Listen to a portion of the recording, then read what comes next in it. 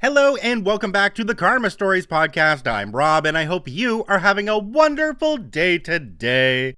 Today I have two stories for you from the NuclearRevenge subreddit. Without delay, let's jump right in. This story comes to us from one half of him. Being the worst boss ever does not pay off. In the year 2003, the company I was working for closed down, so I sought out new employment. I was a machinist by trade with a great reputation, so it took me less than a day to get a job. We will call the new place Spiral because of the specialized tools they made. Anyway, I started out as one of the operators. The place was owner-operated, meaning the owner was there daily. He had a floor supervisor that was actually pretty nice. After I had been there around a year, the owner and super had a falling out and the super left. For whatever reason, the owner, we shall call him Dick, told me I was in charge. A little backstory on Dick: he was in his 60s and had started the company out of his garage. He ended up buying a huge chunk of land and turned it into an industrial park, all while in his 20s. By now, he was one of the richest guys in the state. He was also the biggest butthole I had ever met. He treated every employee like garbage, except for me and one other guy. If we dared to talk to each other during work hours, he would scream at us. My promotion kind of financially trapped me. Dick would have no problems talking to me though, and he was the braggy sort of rich guy, while paying us the bare minimum.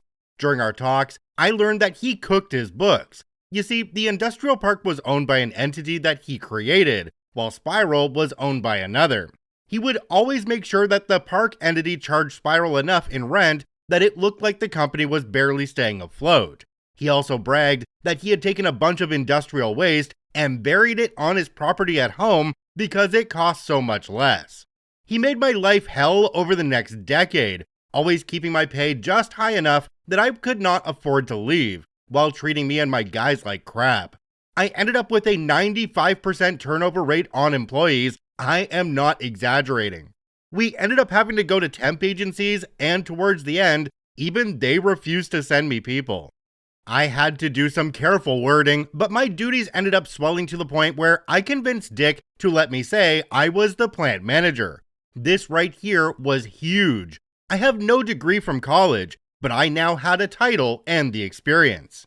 I started to look for a job in earnest, and after 6 months, I found one for a lot more money, with benefits. Yeah, Spiral had none. Now, over my time at Spiral, I had seen everyone that gave them notice be told to leave on the spot, and the company that hired me insisted I give them the 2 weeks notice. So I said I would, but I didn't. At the end of my last day, I sat at my desk and sent an email to the head of OSHA and the state's EPA office, two men that I had gotten to know well. I filled them in on all of the violations that Dick had disclosed. I also sent an email to the state's attorney about the books.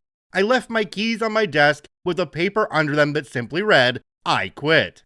I never found out if the state's attorney went anywhere, but the contact with OSHA let me know the company ended up with $150,000 in fines for some willful violations, and the guy from the EPA dug up half of Dick's property before he admitted to where he buried the waste.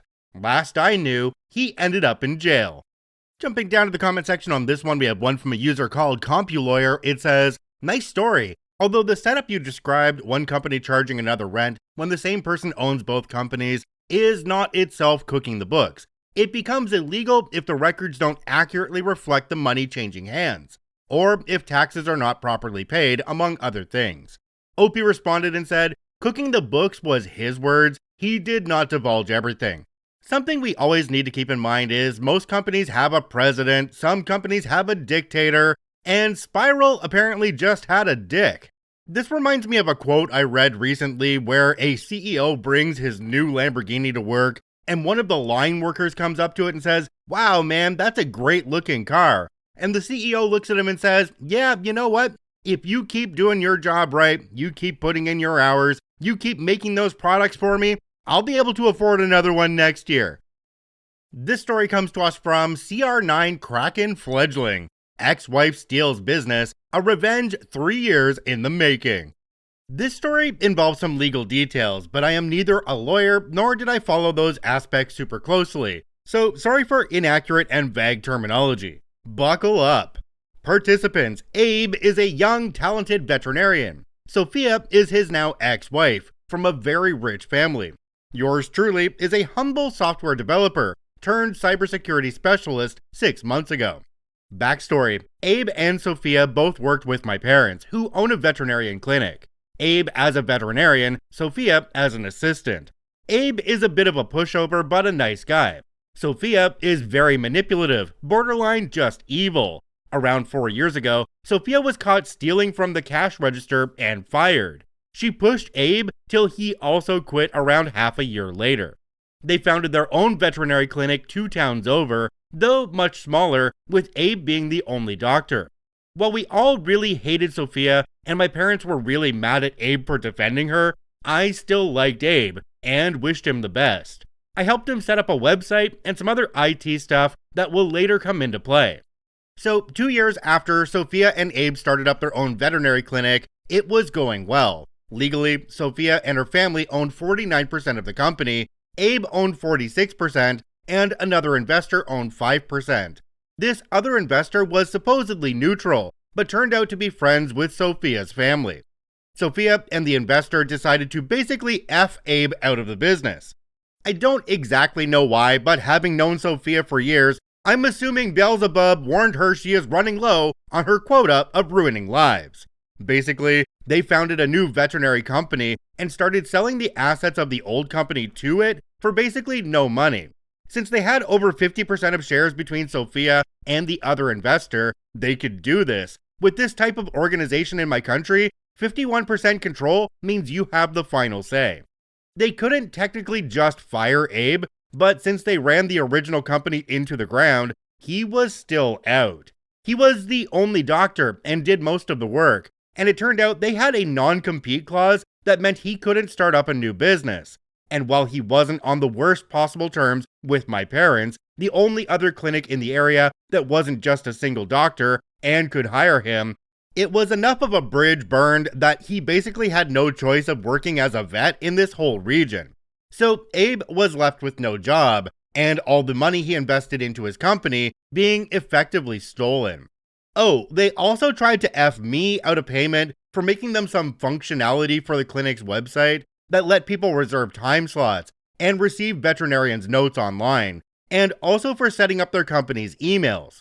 So Abe was crap out of luck, and I was out having a drink with him to cheer him up when the topic turned to who the new veterinarian would be to do the actual work.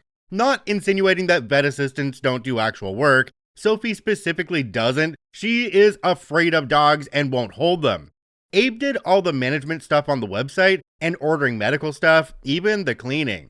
We had no clue, but I was a tad pissed, both up and off. So I decided to check if they removed my access to all the IT stuff when we yelled at each other over payment. They didn't, and they didn't change the company's email address password either. We decided to snoop, which was technically barely not illegal since Abe was part of the company for like 2 more weeks at the time. And this was an overall company email, not Sophie's. We found 3 applicants, all of whom we immediately and very, very rudely rejected. Veterinary medicine is a small world in this country, so good luck with finding another doctor. The actual nuclear part, however, came 2 years later, when Abe was already in the middle of a very long court battle, since, as you can imagine, what Sophie and the investor did is not exactly 100% legal. I was cleaning up some stuff on my work laptop when I noticed they still didn't manage to remove my access to their system years later. See, we knew the clinic, the new company, was still going on, but they had a hard time finding veterinarians. Can't imagine why. And the ones they could get left quickly. As I poked around in their system, I saw the veterinarian on the different case logs for weeks at a time was written as Sophie in the internal database. See, as it later came out, she was pretending she was an actual vet when there wasn't a real one employed for weeks, and even forged prescriptions. Now, the thing is, accessing this information is legally questionable at best, and sharing it with Abe would be even worse. Over the last couple of years, I've been studying cybersecurity to become an ethical hacker. Ironically, my clueless self from 2 years ago, who never properly learned cybersecurity, accidentally left a vulnerability in the system that a savvy attacker could exploit to read data from the internal database. In layman's terms, you could inject input that would cause the database to send a request to any old server out there containing this confidential data, such as a server an attacker owns. Just a couple days later, the leaked database showing Sophie's fraud ended up posting anonymously to a forum I happened to read. For legal reasons, it definitely wasn't me who posted it. I just happened to find it right after it was posted from a fresh account, and archived it in the 15-minute window before the mods deleted it. I did send an email to Sophie when I first saw the issue in the code. I was worried me accessing the system would show up in logs and would be suspicious, saying I found a security flaw while going through my old code and to contact me about fixing it. I must have forgot she mainly uses the clinic's main address instead of the one that is like sophie@clinicsname.com, which she checks like once a month at best. How forgetful of me. When Abe's lawyer got the judge to order a full audit of these logs and the prescriptions, Sophie tried to delete the full database, failing to remember the backup it makes every week. I am not a lawyer, but I feel confident giving the advice that trying to delete evidence a judge ordered you to provide does not play well with courts. It strongly looks like she'll end up serving time. And as a cherry on top, I helped Abe patch things up with my parents, and he got his old job back. He's been back for a year and just got a promotion and a raise. I am currently sipping on some rum as I'm typing this that he bought me as a thanks from his first bigger salary. OP added a quick edit at the bottom. It says, "Edit, I forgot to originally mention it, but was reminded while I was replying to a comment. All the animals that Sophia treated are being followed up on by government officials. Abe had access to the logs because of the court case and looked it over as well, though he couldn't follow up with everyone personally. So far, it looks like she at least didn't harm any animals. She mainly just gave mandatory vaccinations, removed stitches, did drops and sprays against ticks and fleas, that sort of stuff. All perfectly within a practiced veterinary assistant skill set. Still highly illegal, laugh out loud." Jumping down to the comment section on this one, there's one from a user called Signata. It says, "I hope Sophie ends up in jail for a long time."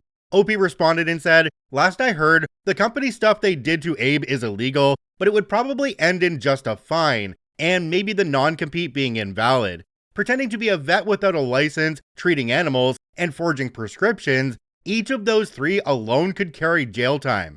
Another comment down below comes from a user called Ghostwriter313. It says, "Indeed nuclear. I've never understood how can someone come from wealth and still stoop so low and steal from someone of lesser means, from a business that you helped create no less. I was also thinking here in the US, you'd have the book thrown at you for these kinds of offenses. Scams endangering the lives of animals. I'm seeing all kinds of violations here, both HIPAA and OSHA. Sophie deserves every bit of backlash that she's got aiming to her. I'm glad that Abe was finally able to bounce back from all of that. Which reminds me, I recently signed up for coding and cybersecurity, so I'm gonna get back into that." OP responded and said, "Good luck with cybersecurity. It's a hard field, but very rewarding." I'm actually not completely sure about the legal process and what that entails, but part of me thinks that if you delete evidence in a criminal case, that could carry jail time as well. I'm sure some of you out there know better than I do though, so comment down below if you're on YouTube. And if you didn't know this, Apple Podcasts and Spotify both allow you to comment on a podcast as well. And I've been over there responding to comments in the last couple of days, so feel free to drop a comment there as well. If you enjoy daily Reddit stories, I encourage you to follow and give us a rating on whichever podcasting platform you enjoy the most. And if you're watching and listening on YouTube, please hit that subscribe button and drop a like on the video. It really helps us out. I thank you for watching and listening. I hope you have a wonderful day, and we'll see you tomorrow.